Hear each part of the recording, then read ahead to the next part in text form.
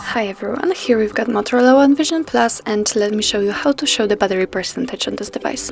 So first of all, we have to open the settings and let's choose the battery. As you can see here, we've got the battery percentage option. Now we've got only the battery icon. In order to show battery percentage in status bar, simply tap on it. And as you can see here, we've got the exact percentage of the usage of the battery.